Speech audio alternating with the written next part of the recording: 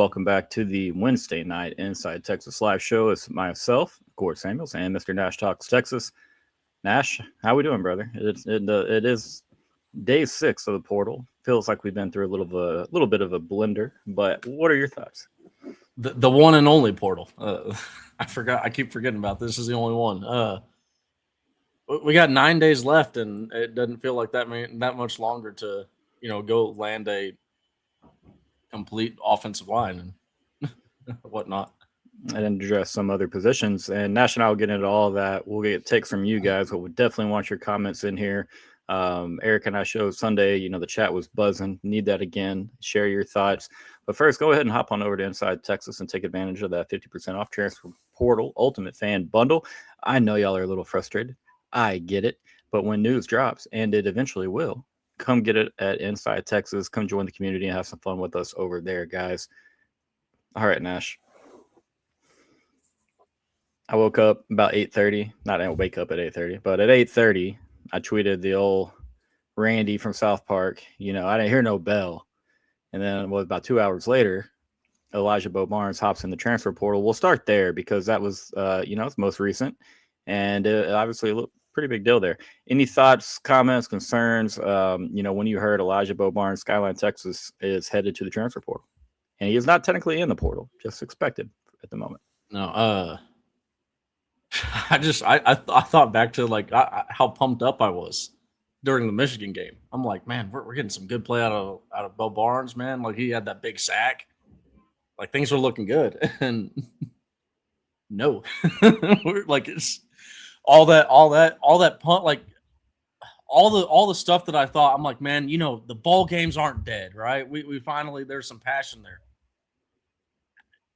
We're not going to, unless something changes on that front, we're not going to get that passion next year at Texas from Bo Barnes because he'll be playing elsewhere. It's just this era of college football is absolutely wild to be in. It is wild, and that's another thing is that people are really going to beat up on Texas right now. And trust me, I completely see the perspective that you're using. I understand. I get it.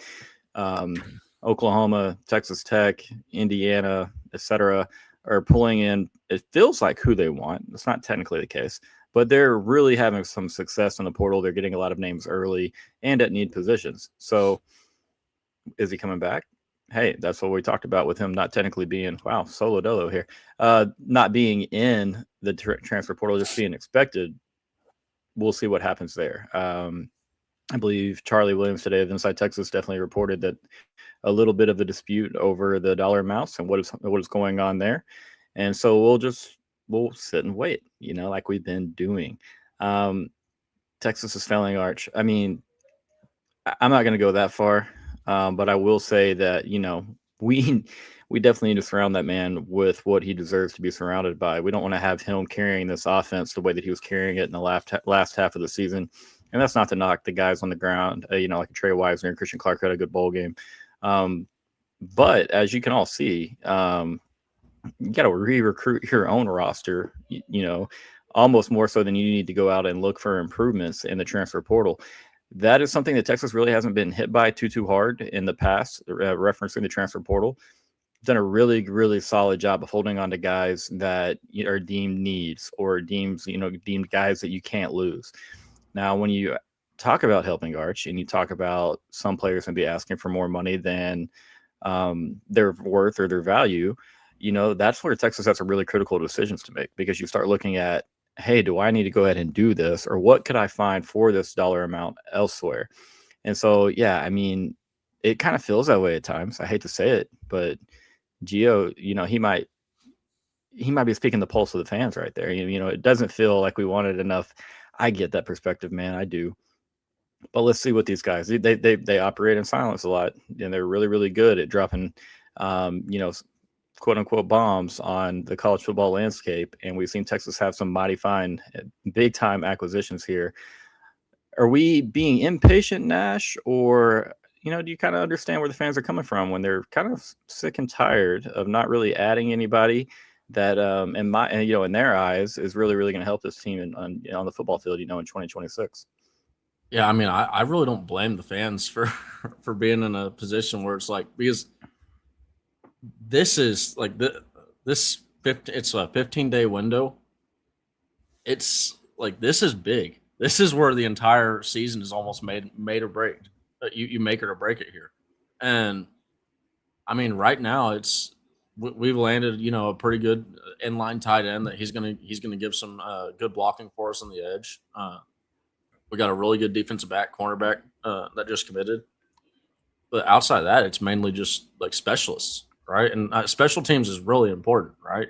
But it, we're lacking that, like, substantial, oh my god piece that we landed on the offense. And it's just, I think I would be willing to say, hey, we need to have some patience if we're not watching all these other schools re-sign top running backs, re-sign top wide receivers, or bringing in top wide receivers and running backs out of the portal. My one thing that I would say is, like, if you were to say, argue for the patience, as we've seen with the Damon Williams thing, true to that. But as we've seen with the Williams deal, it doesn't even matter if they re-signed. I mean, for all we know, Texas could just go drop a bag on Jaden Ball, and Jaden Ball says, "You know what? I changed my mind. I'm headed over to Texas." And this is the world that we live in, where you don't know. I mean, these kids are being told, promised a billion different things from a billion different people. And that, again, that's just kind of the nature of the beast when it comes to what we're dealing with in the college football world. Like you said, it's completely, it's a lot different than what we grew up with. And so I'm not one of the college football is dead guys. I'm just one of these guys that say, hey, these kids deserve to make some money. But I do also think there has to be some type of stranglehold on how this is all done, because it is still the wild, wild west. I don't think everybody's running their deals through compliance. So people start to say, well, why doesn't Texas just work around compliance? Well, everybody's different. Teams do their own thing their own way. It definitely, Younghorn's got a really good comment. Seems like other top programs are also struggling like we are. Do you think the title shift after the initial surge of NIL madness? So a little bit of a take from me on that is, I think you're seeing, I hate to call them lesser teams or lesser programs, but you're seeing programs that don't traditionally get, 4-star, 5-star type of cats who are like, hey, we can do this. We can go in there and win this kid over. We can sweeten the pot enough for him. Now, a team like Indiana, who obviously has the results on the field to sell, and now they're spending the money as well, that makes life a whole lot easier.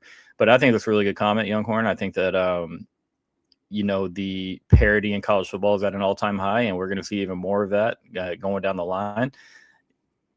Who in the world would have had Ole Miss, Miami, Indiana, Oregon, as a Final Four? Maybe Oregon sneaks in there. Ole Miss was highly ranked, but let's be honest, like, this is very different positions these teams have put themselves in, compared to their standard and their history. So you're going to see a lot more parity. You're going to see some of these teams that continue to kind of overpay for a player or two or three, and just to kind of help them in their little bit of a lesser conference. And that's truly not knocking teams, okay? But point is I think you are seeing an inflated market. You are seeing some of these teams that are just like, we don't really care. Forget what the standard is. Forget what the expected market is. We want to get this kid in, and we're going to do whatever we got to do by any means necessary to do so. Now, another angle is, and Nash, we're going to see a lot of this. You're going to see it all over all types of sport across the world, but bad representation. And that's not me coping. That's not me making any excuses. It's just part of it. So when sometimes you see a head scratcher, at the end of the day, man, it's just a kid. Yes. But there's always somebody behind that kid, whether it be an actual agent, whether it be family member, friend, there's always somebody there. And so it is very unique. It is a little bit puzzling to sit here and say, man, we're 6 days into it. But at the same time, it's not like we completely ignored needs.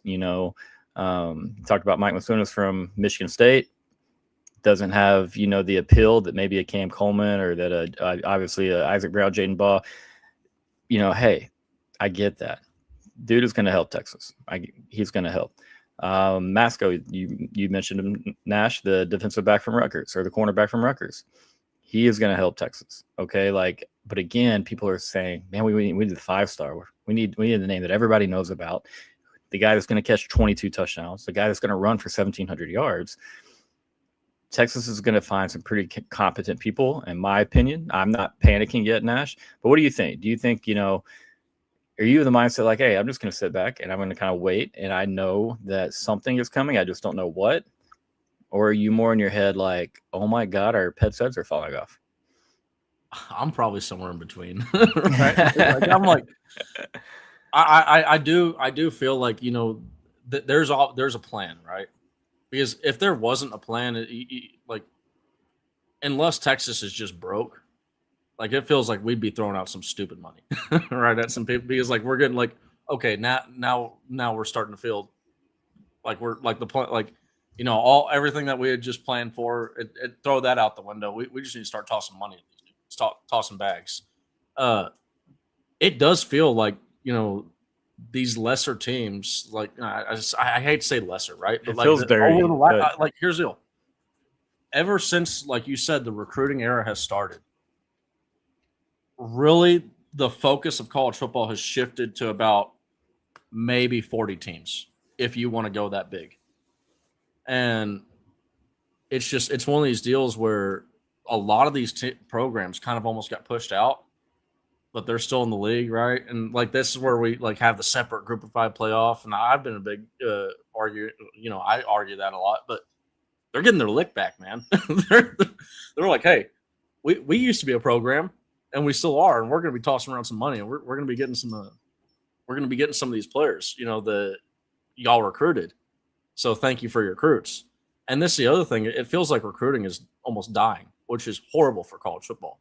I know that sounds like a massive cope for a Texas fan who, we've been in the top of the recruiting for a while now. But when you look at how much of the college football industry is based around recruiting, if recruiting doesn't even, if it doesn't matter who you landed in a recruiting class, because they're going to be gone in 3 months to 6 months or a year from then, the classes are irrelevant, right? And landing these high profile recruits, it almost like thins down to, hey, there's guys that we are for sure think they're gonna be studs, and those are the guys that the upper echelon programs are gonna go get, but development's gonna take a nosedive down. Yep. I will say, I mean, like, on the current topic now, I hope this just doesn't like come back to bite me, but like, it makes me appreciate a guy like a Justice Terry, right? Who we haven't heard real outside of maybe a few Georgia fans that have been basically trying to manifest into the portal. There hasn't been much portal talk around him, and this is a big guy that literally, and I want to say physically, but yeah, I meant to say figuratively, literally and figuratively. Yeah, Teamwork. I had the wrong. But no, I get that. He's a big guy. Have back for his team next year. I mean, but you can't blame the Georgia fans for that. I've done plenty of manifesting on my own, and will continue to do so. I've done a lot. Our chat's off to a hot start. Y'all are doing a really good job here. Eddie Kane says, "Yeah, we need inside linemen who can play." Going back to Eddie, definitely agree, man. That's the biggest focus that I have is what does this offensive line looks like? Because you can imagine Arch behind an O line that can protect him. Not to knock our O line last year, they did a pretty decent job for most of the season protecting him. But the run blocking, that's where we got to move some bodies, man. We got to help him out there and be able to run the ball on first and second downs.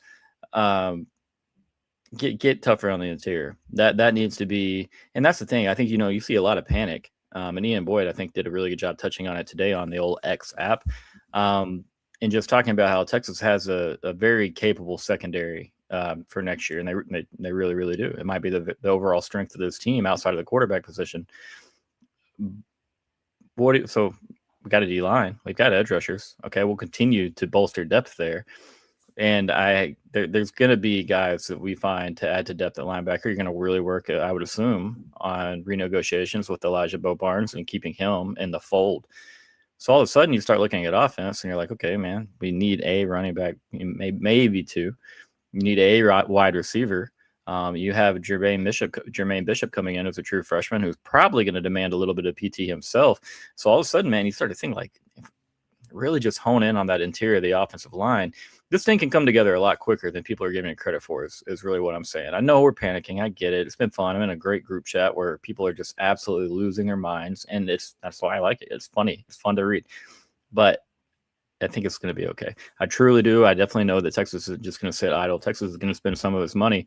But I want to go back to another point that was just made down here, which I think is a fantastic comment by Casey. The roster and retaining these guys at a place like a Texas or a Georgia or an Ohio State or yada yada, that's more expensive. You're talking about three of the best recruiting schools in the country, and again, these are just examples. You could obviously throw in 4 or 5 other school names there, but go look at what they've done in the recruiting rankings for the last couple of seasons. They're gonna have to pay to hang on to that, because you have some of these other schools who are like, hey, this freshman or sophomore wide receiver didn't really get on the field. Let's go overpay him. Maybe give 75 to 100% of what he's already getting, and say, hey, you can come over here. And they're like, they believe in him as a player. They've seen in tape. They know everything. I'm sure. And all these guys are nowadays, your practice tapes almost everywhere too. So they know what they're dealing with, but that does make schools have tough decisions. Do I want to pay extra to hang on to what could just be a depth piece? And it's not a front end starter. And so it's definitely a lot of fun to sit here and kind of just banter about all of this with you guys. I want more and more comments when we get back from our first commercial break. But yeah, let's go ahead and hear a word from our sponsor, David McClellan. Big financial decisions don't have to feel overwhelming. There's someone who can guide you every step of the way. David McClellan is a fiduciary financial advisor with Forum Financial, and he's working closely with his clients as a true financial life coach, guiding every aspect of your financial journey with expertise and care. If his name sounds familiar, that's because David was a swimmer at Texas and a member of several national championship teams. Today, he channels that same championship mindset into helping people win with their finances. David specializes in financial planning, and he's contributed numerous articles to Kiplinger on the topic of retirement tax bombs. And right now, David is offering viewers a free intro consultation to assess your financial situation. Do not miss this chance to get personalized guidance from a trusted expert. To schedule your free consult, email David at dmcclellan@forumfinancial.com, or you can call him directly at 312-933-8823. The contact info is in the description. All right, guys. And so let's keep talking portal. We kind of talked about some of the guys we missed on. And of course, a lot of this, Nash, is guys that are just going back to their schools. You talk about the couple of O-linemen from Michigan. Sprague today again announced that he's re-signing. Jaden Baugh re-signs. Some, again, never officially in the portal was Jaden, but is that a loss when are you losing out on these guys because they end up, you're committing time, you're committing resources and money for visits? How do you view that now? Do you take that as an L when these guys are flirting a little bit and then just hopping back in with their school? Yeah, I think a little bit, but at the same time, to kind of what we talked about earlier, I think that kind of almost will breed a little bit of desperation, right? And that's when you start to get serious, when you start talking to other people, right? It's like, okay, we're not flirting anymore, right? we're jumping straight in bed, right? We're trying to get this thing done, and if you're not with it, I'm gonna go find the guy that is, right? Yeah. So I think there is a lot of that, and I think that one thing that like it gets lost is Connor Robertson's a redshirt junior. He has another year, right? And when we saw him move to center, we actually saw a better pass blocking offensive line, right? So really, it just kind of almost comes down to just get those 2 guards, just get 2 good guards that we can go out there and trust. And you'd ideally like to have more depth behind that, have a cross-trained guy that can go, play multiple positions. But I really just, like you said, I mean, like when you start to look at the amount of pieces that we need, it's not that much. If in 9 days, right, and it doesn't have to be 9 days, right, but that's just 9 days to enter the portal.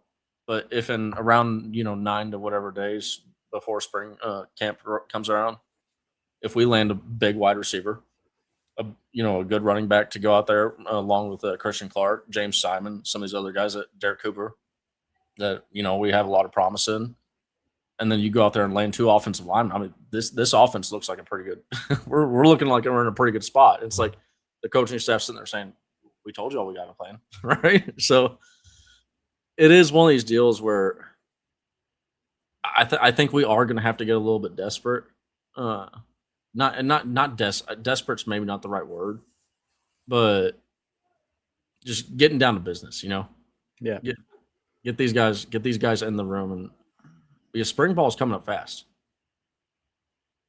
I do like this comment as well. Younghorn, you're on a roll. O-line and linebackers set the floor for next year. D-line and skill players set the ceiling.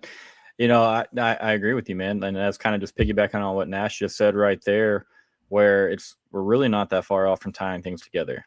And I get how the portal feels. It's Christmas morning for Longhorn fans, college football fans in general. What's going to be under your portal Christmas tree? And everybody else is opening up gifts, and we're like, our parents are holding us back. They're pushing us back, say, not your turn. It's little kids' time. And that's not a knock on other programs. That's not the point of that. But that's how my family used to do things, okay? So they're holding you back. They're making you wait. And so I get it, man, because it's not like these are issues that are newly known. It's not like we got to Georgia and we were like, oh, shoot, man, we need help on the interior of the offensive line. No, we've known this for quite a while. Maybe Ohio State was a little bit of an outlier as far as how we were going to run block on the year. Clearly it was up until A&M, but hey, we just kind of run the ball well against those guys. Shout out to you, Mike Elko. But I was going to say, that Christmas analogy feels perfect because it's like I don't know if y'all did this, but we always had like the whole family, right, goes to the grandparents for Christmas. That's when you get the okay presents, right? Those are your punters, those are your kickers, right? Those are your long snappers, right? You go home and now you're getting the real Christmas. Now you're getting the mom and dad, all the stuff that mom and dad bought you over all year long. So that feels like almost like a perfect reference right there. Yeah, I mean that's me, man. I mean, I'm telling you, I was going to bed last Friday night and I'm just like, all right, man, what are we gonna wake up to on Saturday? What then pops? you gotta walk past all those presents. You can't open them yet. We gotta go to grandma's house, right? And it's like, I'm telling you, I just want to open presents. That's how it feels right now. We're being done dirty out there by portal clause, but it is what it is. Texas is going to have things go down. We are going to have fans that get excited about it. We're going to have fans that complain about it. That's just the nature of the beast. I'm going to continue to be as honest as I can about the takes that Texas has made. And I mean, you got to give credit for them knocking out the special teams. I mean, they went and found a kicker, a long snapper, and a punter. And were we not all screaming and crying about special teams, not just this year before? And again, those guys don't help you cover kicks unless you're just kicking out of the back of the end zone. So yeah, there's still more things to work on, but I am happy with the additions that we have made so far. And yeah, of course we want more, and we'll probably get more. And I would be shocked if it's not very, very soon.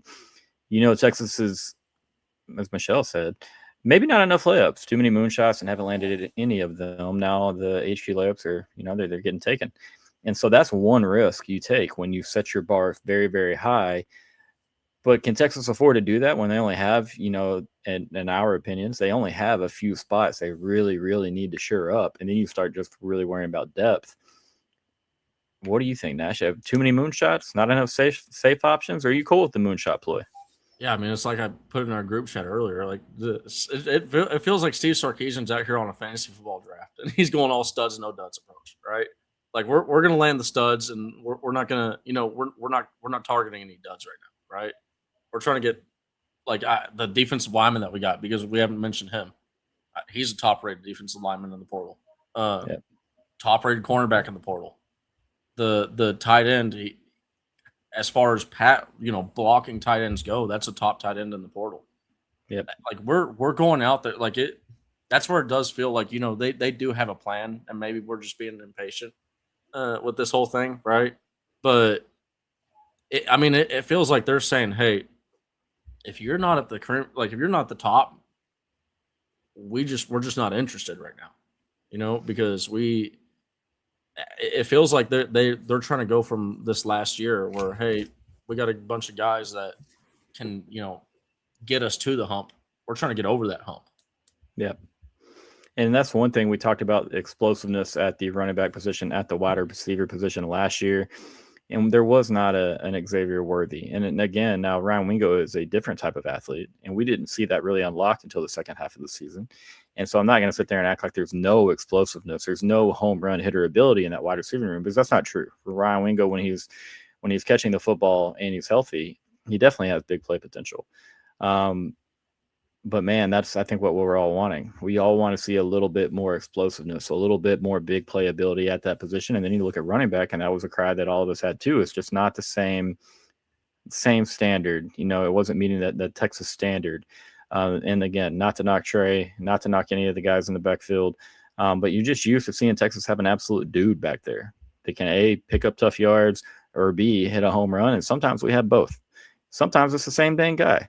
And so that, I think, is where, you know, a lot of people are like, hey, naturally by default, if we add that guy, hey, he might run for 1,500.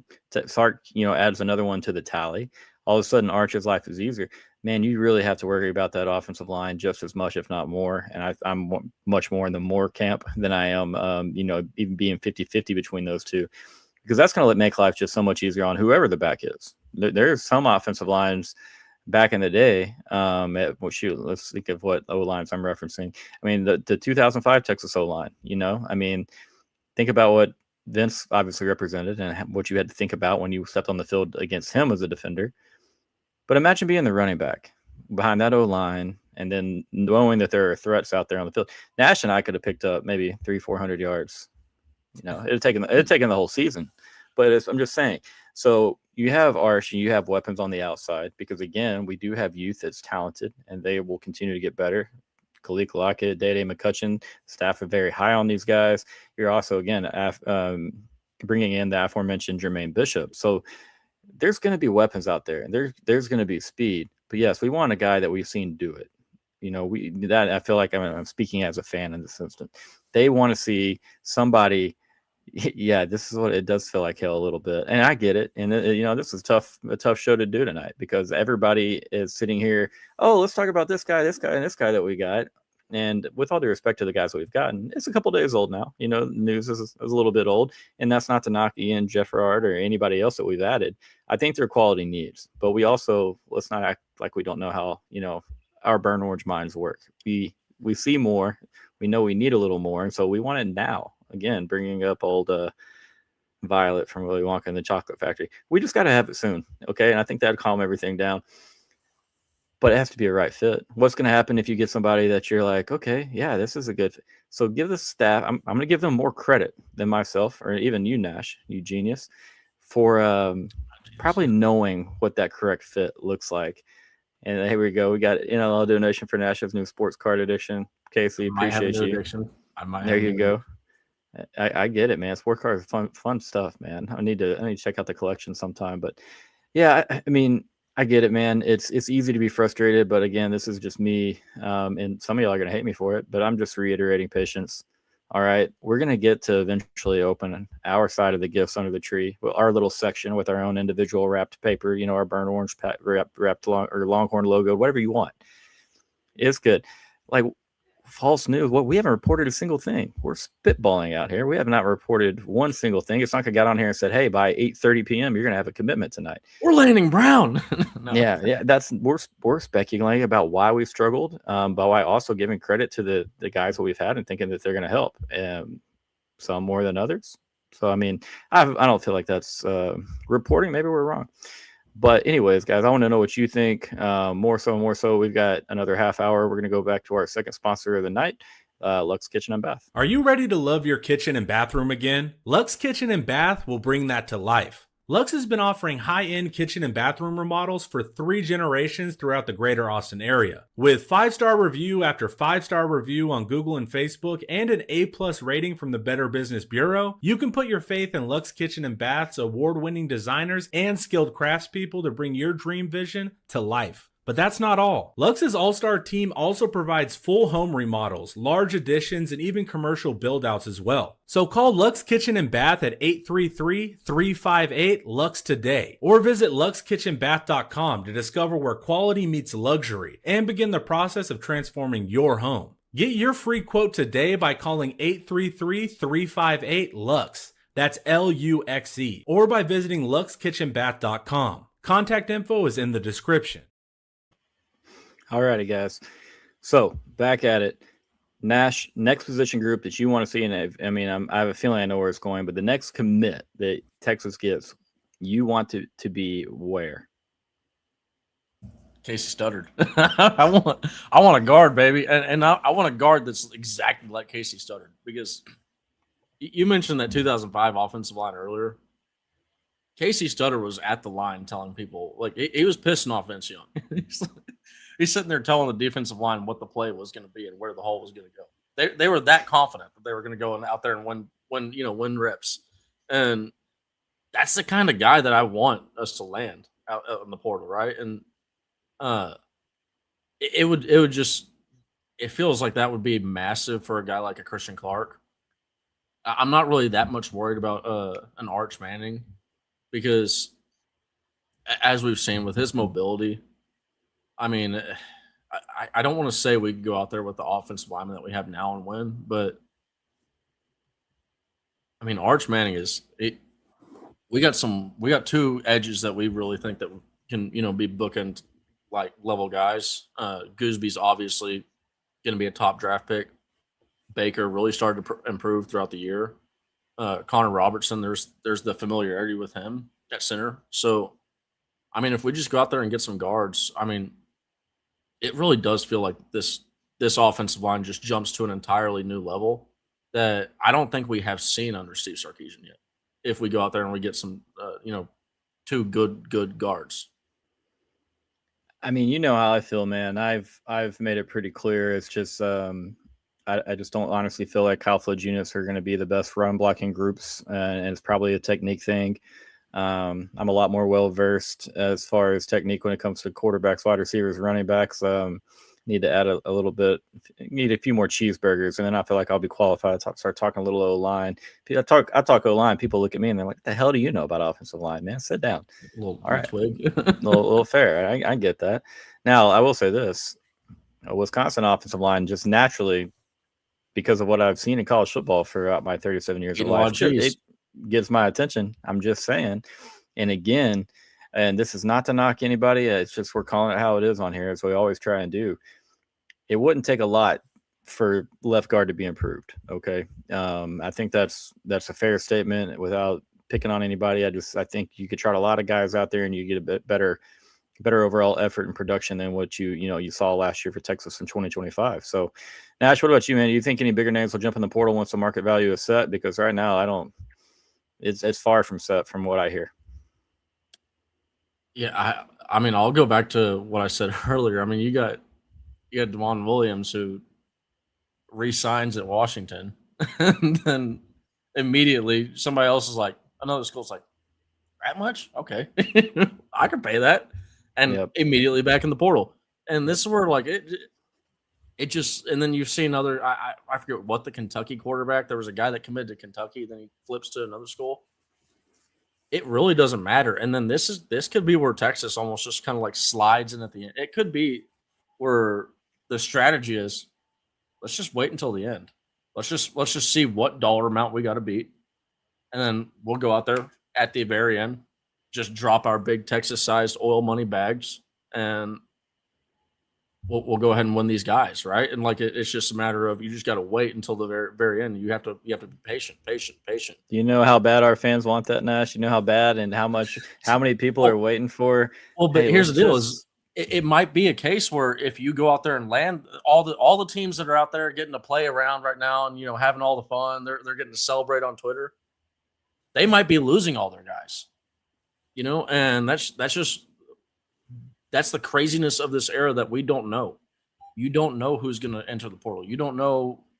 A guy could have committed from one school to another, and then he flips it just completely flips because agents now are talking to other schools and saying, "Hey, well, I mean, we got this bag over here." I mean, to me, for those that have seen Moneyball, it really feels like the whole Johnny Damon situation, where the Athletics, they're sitting there, they're negotiating with Johnny Damon, and they got the number, man. They got the number. We got it down, and it's locked up, right? No, you just got to come with another mill. because the Red Sox are beating you by $500,000. And it's like, what? We had a deal, right? Right? And so it feels like one of these deals where you just gotta, like, it's almost like the rabbit and the hare, right? Or not the rabbit and the hare, the rabbit and the rabbit and the turtle. The slow and steady might win the race. And that's the thing is a lot of people are discrediting the plan. You know what I mean? And maybe they're just in doing so. But then again, there's a part of me that wonders if Sark sits back and sees some of the things that we say on X and some of the things the fans say and hear some of the shows and is like, just wait. You know what I mean? And so that's the thing, man. And obviously it doesn't take much to get us excited. It doesn't take much to, deflate the air right out of that excitement balloon. But I can tell you right now, something will come and something will come soon. You've got several more guys that will be on campus this week. And then again, you await the news of Cam Coleman, and the further he gets through his visit process without really, committing to any of the schools, right there on spot, which again, it seems like Cam wants to do all of his and take his visits and then make his decision afterwards. So maybe I'm looking more into it than I should, but I mean, that's a recruitment that I still feel pretty decent about because I think that Texas is very motivated there. And just at the end of the day, man, and maybe it's just me as a pass catcher, but I just would really want to catch balls from Arch Manning. I'm just saying. And especially in comparison to some of the other quarterback situations at said schools that, he's looking at.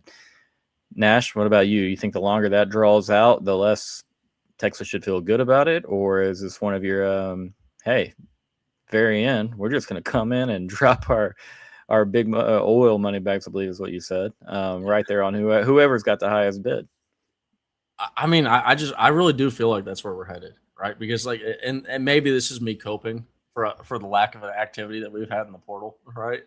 But I mean, with Cam Coleman kind of slow playing, right, and we're going to see a decision come eventually here in the next few days or whenever it is.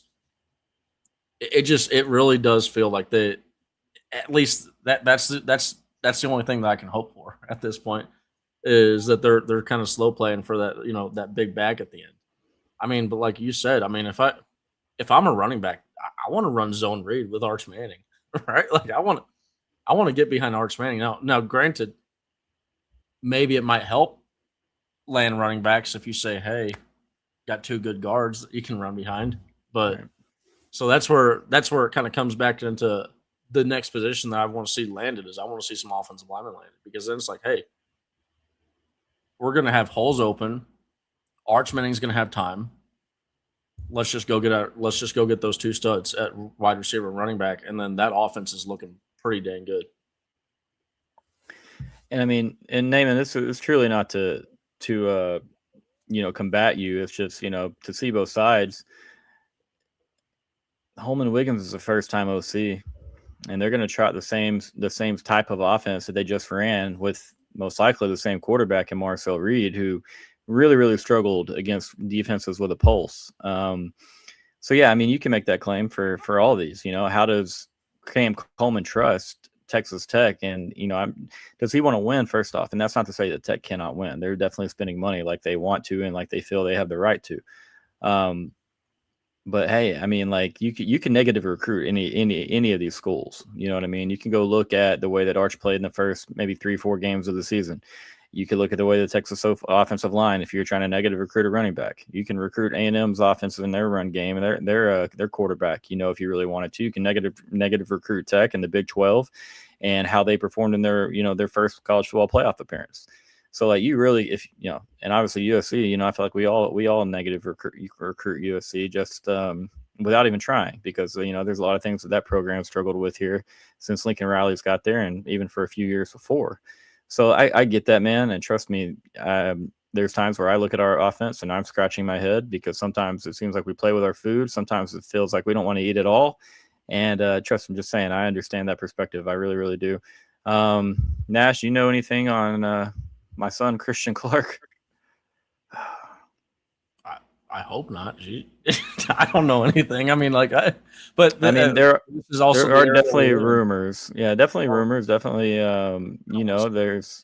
there's some other sites and other media that is, referencing Christian Clark's name when they talk about transfer portal, and he could be a potential entry there.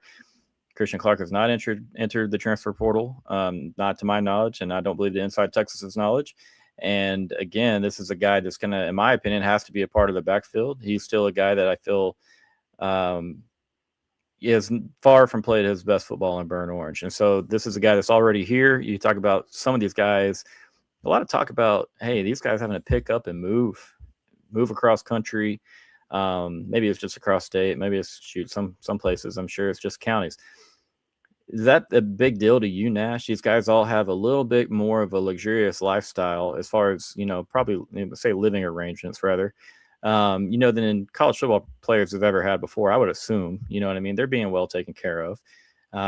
They're put up in pretty good spots. You know what I mean? They know the layouts of the town, and they're just, long story short, they're well taken care of. Do you think that matters at all as far as like, hey, like I'm a pretty dang good player and this school wants me for 100K more and I might go win there, 200K more, whatever it may be. You think that actually matters to some of these kids? Are you saying like the fact that they'd have to pick up and move their lives over, okay. You know what I mean? So I've seen a little bit of talking about that on the X app, and then there was some talks about that on Inside Texas as well. But I mean, I don't. I mean, and with the money that these guys are getting in the from the portal and just getting in NIL, they're getting money that they can just leave all their stuff. Right? Like, forget about the couch, forget about the TV. Next person can keep that, right? Like, I'm just moving, but like I would say for that, I'd look at the Quintraven Wisner's family all moved to Texas, right, to be around him about like 6 months ago or something like that. They're gone. They're not. I promise you, they're not staying in Austin, Texas, while he's out there in Tallahassee. So it's one of those deals where like they're getting so much money that I don't even like. I don't even think that, like, the whole moving and then getting adjusted to a new city, because really too, if you're an elite athlete, right, and your goal is to get to the NFL, the only places in the city or the town that you care about is, where am I laying my head, where's my practice field, and where's my locker room. Outside of that, it's all semantics, right? Like it's just, if you're really serious about your craft, then you just don't care about any of these other things, and that's where every single school in this nation can provide that. And I kind of almost feel like an old man when I say it. I don't know if we have too many of those guys anymore who don't care a little bit about. I would say like too at Texas, we're really we are hurt by being in the city in Austin. I mean, we've run into this problem with baseball many times. We're landlocked at this point, right? There's not, unless we go drop obscene amounts of money to the city to say, hey, we want to buy this street, right? Or we have a purpose for it that we can take it over. We can't just we can't just bulldoze over a street and pop up a practice facility. So like there is an inconvenience factor when you come to Texas about, hey, my dorm is over here and I got to get to over here and then I got to get to class over here.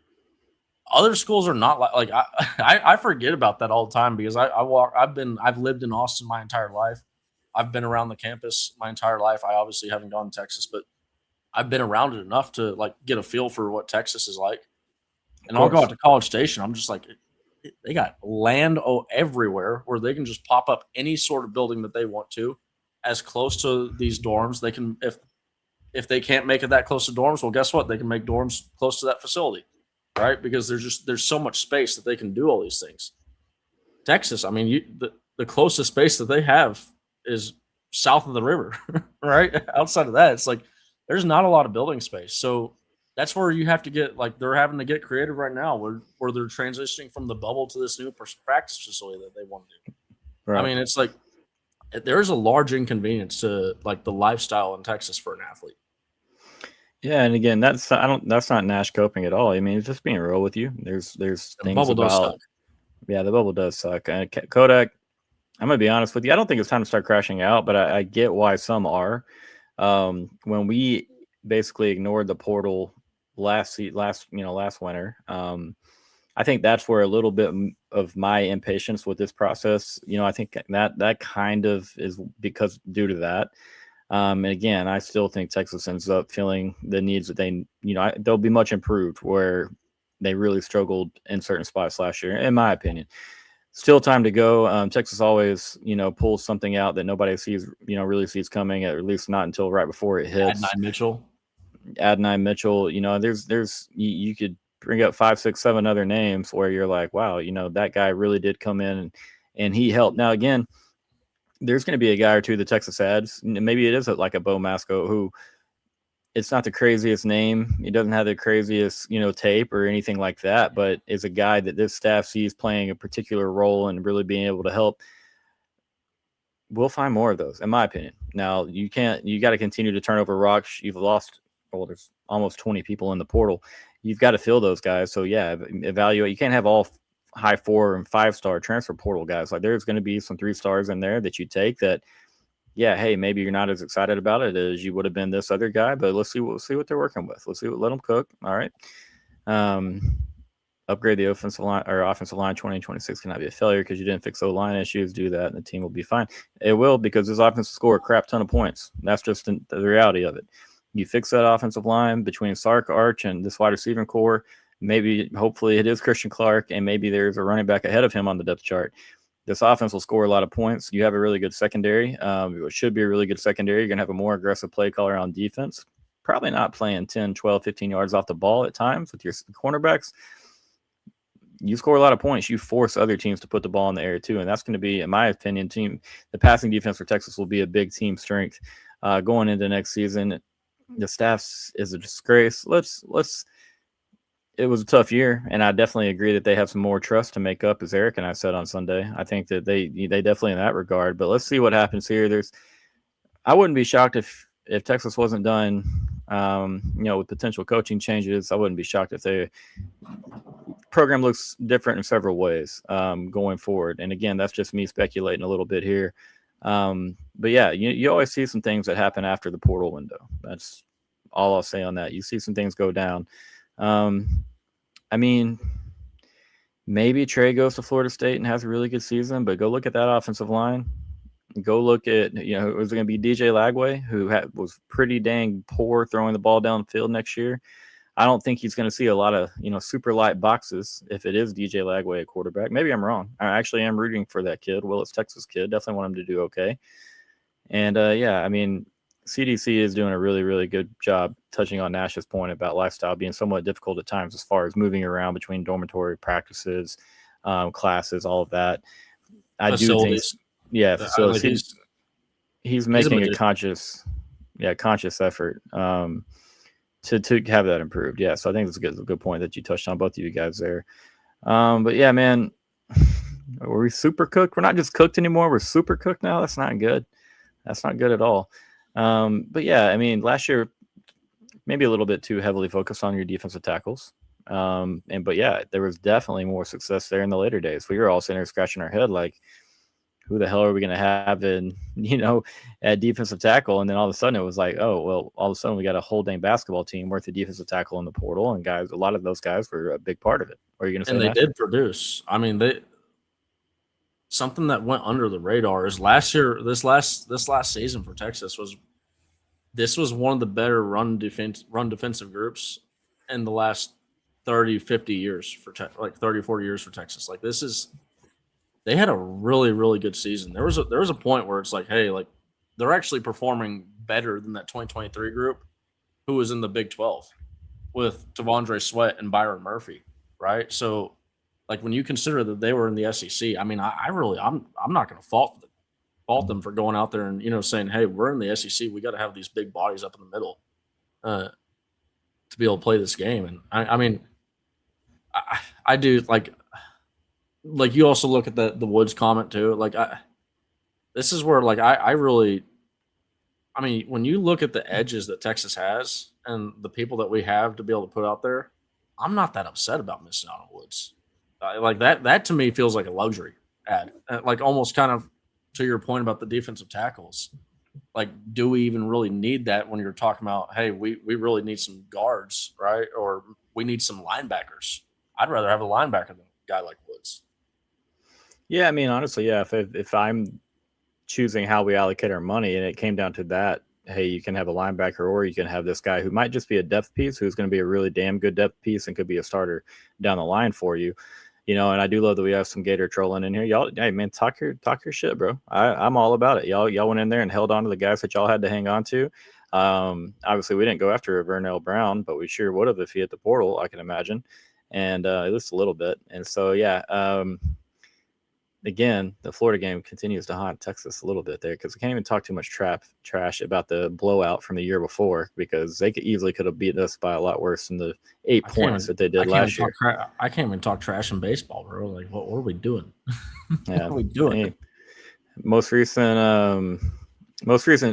he's got us right now in most recent bragging rights. So we got to wear that, and that's the thing, man. It's like, I don't think, Texas is always going to turn some stone over and pull out some cat, and we're like, wow, again, we didn't see this coming.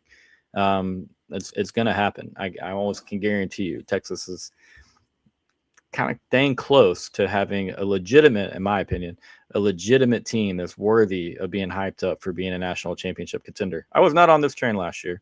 I was not on the Arch Manning for Heisman. I was not on any of that. Okay, so I got to add that when I say this. Very close to where you're putting a roster together that, in my opinion, can 110% go out and compete and win a national championship. But you have to go do it first. You got to see the names. And so I'm curious, if it's not Cam Coleman, I guarantee you they allocate a lot of money to somebody else at the wide receiver room. And obviously they're ready to pay Jaden Baugh and potentially Isaac Brown. They're going to spend those funds somewhere. All right. Now, the T word, I don't want to say the T word, but everybody does it. Everybody out there is involved. And so to think like, oh, well, these are the guys in the portal. These are our options. Like, oh no, like, that's not how the game works. Everybody plays the game a little bit. Some obviously a little bit better than others.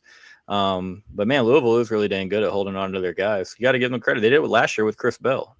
We whiffed on Chris Bell last year. Okay, maybe Louisville makes it really, really dang hard for that kid to hop in the portal and transfer.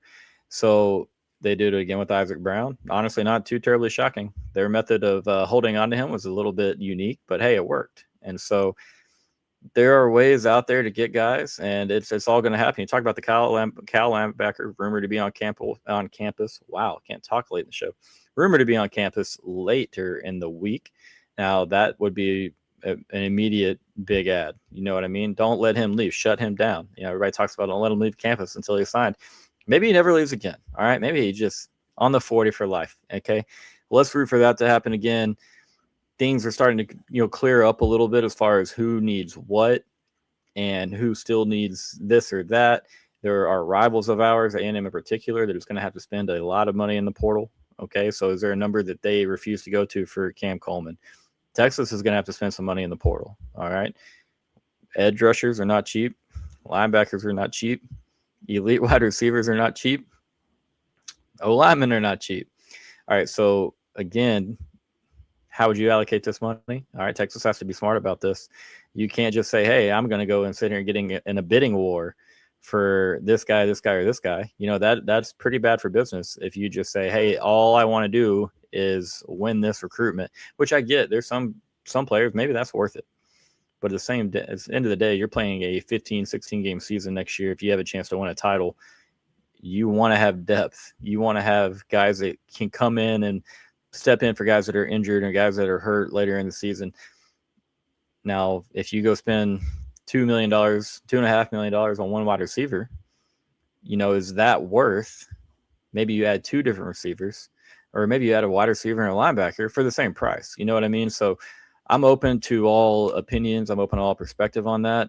I think I know where you're at, Nash. I think you'd rather go value town, get the value guys. I don't know. Are you all in on Cam Coleman? Are you, hey, whatever the price is, let's match it? I think I would say like whatever the budget that we have. I don't know. I kind of would lean towards that, to be honest. Sorry to disappoint you on that one, but I would say I mean, it really like the more we sit here and talk about it, right? It does feel like Texas is on just one big fact finding mission to figure out what the prices are of these guys. Okay, Yeah. once we know the prices, we're gonna because if you look at it outside of the cornerback, the defensive line, and the tight end, it's really a bunch of like guys that you just throw out a couple bucks, right? It's like I hate to say this, but in the grand scheme of things, it's like when you pull out your wallet and you pull out the two ones for the homeless dude, right at the stoplight. It feels like that, like that's the money that we're tossing out, and then you with like 90% of your budget, and then at the very end you just say, okay, oh, Ball, you're getting paid $1 million. How about 1.5? Oh, Coleman, you're getting $2 million over there. How about 3 or 2.7? Right? Lineman, you're getting that. We'll bag it, right? We got the money. We can, like, once you know what the prices are, because there's nothing that locks these guys in right now. There's nothing that's locked them into where they're at. And once you get that money amount figured out, okay, now we look at our budget. How do we fit these things in our budget? Let's go figure out the guys that we want, and let's just go win some battles. It really, the more we talk about it, it really does. Like, to me, that feels like not only what they're doing, but it feels like a really smart move. And I'm with my guy right here, Naaman. Just pay the man. just pay the man. Moore was big for us, man. Moore was like I don't think people were, and this is where I'm like I almost like want to go ask the staff, like, do y'all know how much, like, how consistent he was catching the football? Like, did y'all look at the numbers? Because I think like for catchable footballs, it was like 95% catch rate. Like he like, and Texas that really feels like 295%. And one of those catches, man, it's like probably one of those misses that might be counted as the one where Arch Manning throws an interception and DeAndre Moore simply cannot raise his arm up because he's a Georgia defender. Right? I love you, brother. Right? I mean, we say pay the man, but then again, like, if Tech goes out and does something absolutely crazy, you know what I mean? It's like, again, at some point, everybody, I guess, has a certain number that you're willing to pay, and then desperation. And, you know, we've seen Tech be desperate, and I'm not knocking them. I'm not knocking them at all for it, because that's how they've expedited their way into being relevant in college football. And if you want to say they're not relevant, you know, I mean, like, I can't agree with you there, just because bit of a thorn in our side. You got a 5-star elite wide receiver transfer who, where is he visiting right now? He's in Lubbock. And I feel pretty dang good about how we stand versus the other two teams, to be honest with you, Bama and A&M. But you can't discredit it, or you can't discount the fact that Tech might go out and just do something absolutely silly number-wise, as our good guy Evan Beach said earlier on Inside Texas over on the forums. I've not talked to any about Muschamp talking to Bo Barnes and family. But I guarantee you, you know, that they're doing, I would assume, almost everything they can to keep Elijah in the fold, because he's going to be a stone unturned. It'd be a very big, very big part of 2026. But yeah, I mean, and that's another thing, you know, pretty dang crisp. You know, I still don't even think Moore is the best route runner on our team. I think Emmett Mosley was better. And I have not done a live show since Sunday, so I'm going to go ahead and say, yes, this is traitor behavior. There is no way around it. A guy that I definitely was always going to root for, as long as it didn't end up in crimson or maroon. And sure enough, that's, you know, there's obviously a little bit of I'll call it, we'll just say tension, it feels like, on how, you know, our side of it came to an end with Parker. But yeah, what a time. And again, they mentioned on Inside Texas yesterday, I believe it was Skull Brother. It'll happen the other way. You know, obviously Brandon Thompson was the first guy we saw go from Texas to Oklahoma, but you're talking about a starter at Texas who, yes, maybe albeit a starter by injury, was still a starter at Texas, and it's going to be lining up on the other side. And the one thing that I'll say that some may not agree, I think it's a pretty damn good pickup for Oklahoma.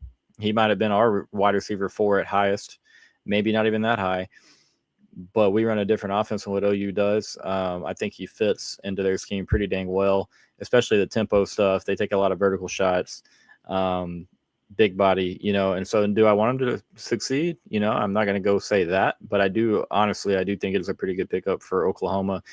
But I sure hope it's not. I hope it's not, Nash. I can't do it. If there's a budget out there, what do you think it is? I don't know, but let's all pass the hat, guys. Let's make it a little bit higher. What you got, Kodak? You get your people, I'll get my people, and we'll talk. All right, we got to get.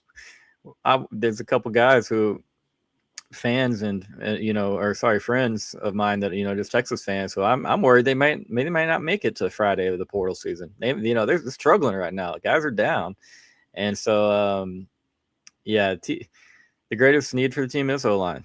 That is something that seems like they didn't wait on because they did go pretty dang hard at the Michigan duo, and sometimes you're gonna swing and you're gonna miss. Now, what does the contingency plan behind them look like? That is going to be the big question mark.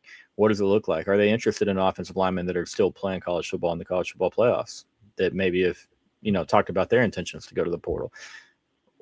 We'll find all that soon. I think you're still going to see, again, you've got time. You've got a little bit of time before, I think really panic mode needs to start setting in. Again, we're going to see plenty of it though. So, Ash, I do want to get your opinion on tomorrow night. And Friday night, shoot. Playoff semifinals. Who you got? Miami, Ole Miss, Indiana, Oregon. Tell me who you wins. Tell me who you're rooting for. Okay, I think Indiana. I think Indiana wins that in Indiana Oregon game. I think it's going to be a really that's going to be a really good game rematch. Obviously, Oregon's going to want because that game was, if I remember correctly, it was not that was a pretty close game. The first time around. No, Indiana. I mean, I just. I love you, Justin. Hey, man. Hey, I might have crashed out once or twice when Parker Livingston went to Oklahoma.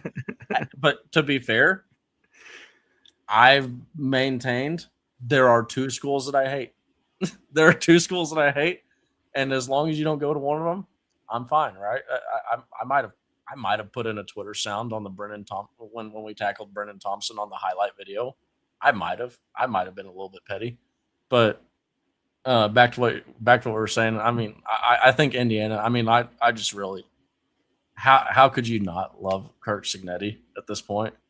That video where Pat McAfee's standing there and he's like, right? It's like, yeah. Kurt's a dog, dude. Kurt's a dog. I already like Kurt a really good deal, but after the whole fourth down fiasco where Alabama's trying to outsmart the Hoosier side, who obviously is as well coached and well prepared for about any scenario as anybody right now in college football. Yeah, buddy, that right there, the raised eyebrow and the almost disrespect that you could see he was feeling from what Alabama was trying to accomplish on the other side. And here's the deal, too. I get it. Kurt really strikes me as the guy that maybe this isn't a close game, and maybe he goes, "Hey, Dan, that stuff, that crap that you pulled versus Texas Tech, calling a timeout, 27 or 17 seconds left. Let's go for it on 4th and goal." When there's even if Texas Tech somehow gets the ball and they score, there's nothing that can happen to this. Maybe he just goes scorched earth on Oregon just to hey, karma happens, right? Karma happens. But between Miami, I've been doubting Miami all year long. I do find it funny that Miami was the team that Sark kind of took a shot at, doing the fade route, 38 seconds left versus Pitt up 30 or something like that. And then, hey, lo and behold, hey, yeah, Miami's actually putting a pretty good run on the field, and they actually, I think that they're built the right way with the offensive line, defensive line, to go out there and win a game. But two, I mean, behind that, I mean, if Ole Miss loses to Miami, the only SEC team to go out there and win a postseason game over another power conference, aside from the SEC playing the SEC, is Texas. The Texas Longhorns beating Michigan. Outside of that, the only other game that's been won over another conference other than the SEC is Ole Miss versus Tulane. And I'm not sure if if that's much bragging material right there. So right. I right now I would say my and what if you were to say this at the beginning of the year, somebody would slap you. Be like, you're talking nonsense. Miami and Indiana in the national championship. Right? Well, you see what Miami did last year? That's what they would say.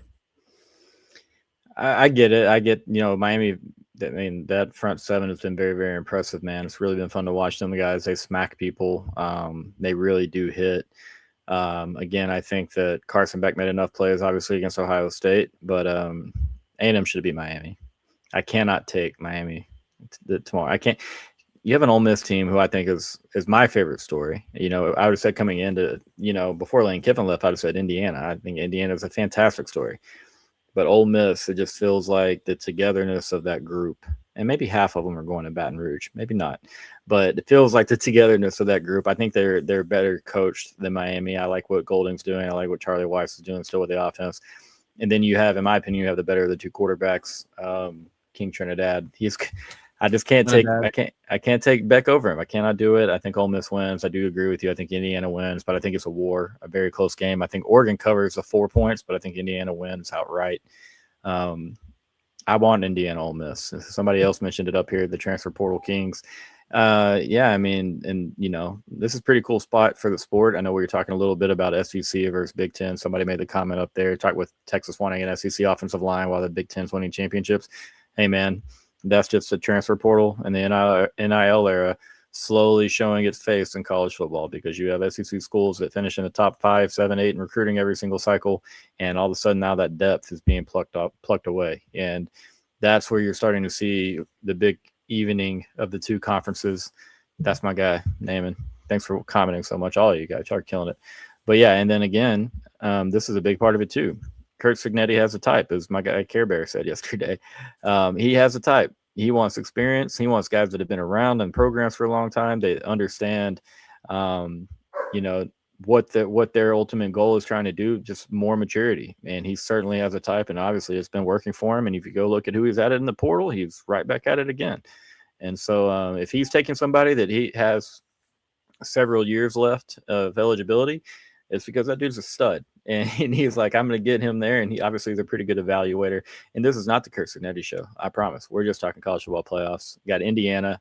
Nash has Miami. I have Ole Miss. I see.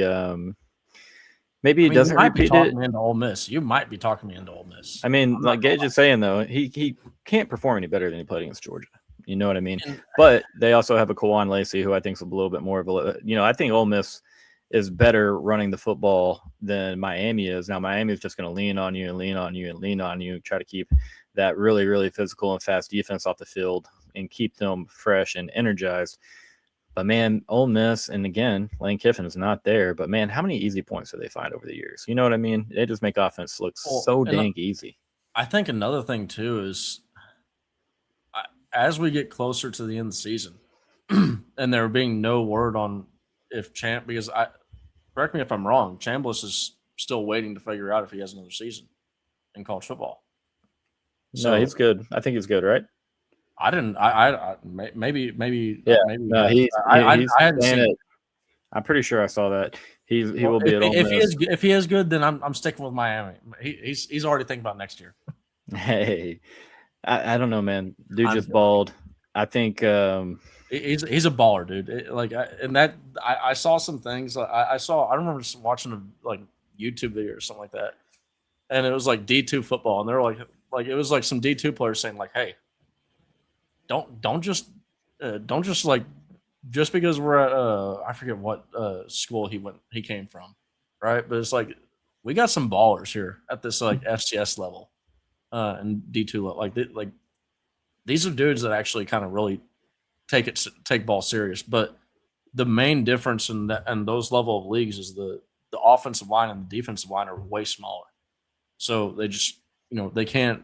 That's where the game is won and lost in the trenches. But the skill positions, those dudes get after it. I mean, they do, and I was impressed with their physicality. But again, I mean, you're playing this late in the season. You've been doing a lot of damn things really dang well. So, yeah, I mean, experience definitely matters. You can tell that's the big thing in the portal. They want people that have been a part of the system. They understand scheme. You teach less things too. You spend more time working on other things. And then just, experience is going to be a huge part of it. And that's kind of our thing right now with the Texas fans. They want somebody that has experience and that they also have had success. And they're like, well, everybody else is getting, and when do we get it? And so just be patient, guys. We talked a lot of portal on here, and I know a lot of it is just reiterating, like, Texas, they have a plan, whether we love the plan or hate the plan. There's still a plan in. Now we need to see what contingencies look like with the offensive line. That's where my focus is at. What does that look like? What do we get there? Obviously, Cam Coleman is on the front burner. Everybody knows that recruitment and knows what's going on there. Maybe not knows what's going on there, but we know where we're at in that recruitment. We're hoping and just waiting for, once he's made his visits, that, we're the ultimate choice. But the names of the offensive line, those are things that we just don't know right now. You know what I mean? We don't know who those targets are. We don't know exactly what they look like or where they'll come from. But we know they have to come because, again, as many of you said in the chat, as Nash and I both said, and as most people inside Texas have said all year long, we cannot afford to not take linemen in the portal again. Cannot afford to go into the next season with the lack of run blocking, sketchiness at pass blocking at times. But again, Nash made a good point. It would be a total failure. Yeah, total failure. And so I get the uneasiness, I get the nerves, and for those that have crashed out, don't even blame you. I get it. Stay patient. Good things will come, man. I guarantee you that there's going to be some names, like we've all mentioned, that we just don't know.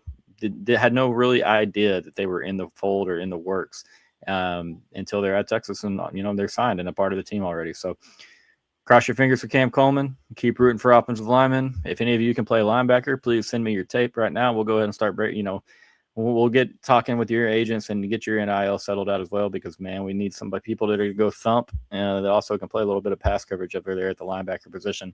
Anything else, Nash, before we get y'all out of here, man?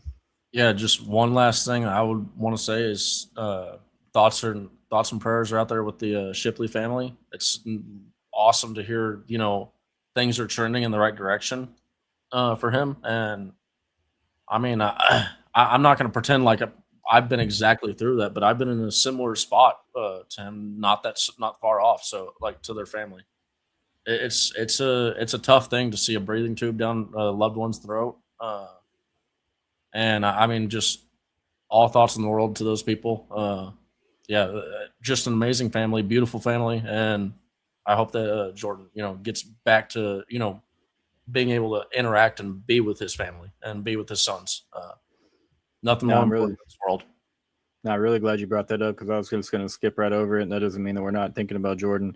Yeah, it's tough, man, because Nash, we're similar in age, you know what I mean? But either one of us, we just I know that we looked at Eight as a little bit of a superhero, in his own right, you know what I mean? And it's hard to see guys invincible.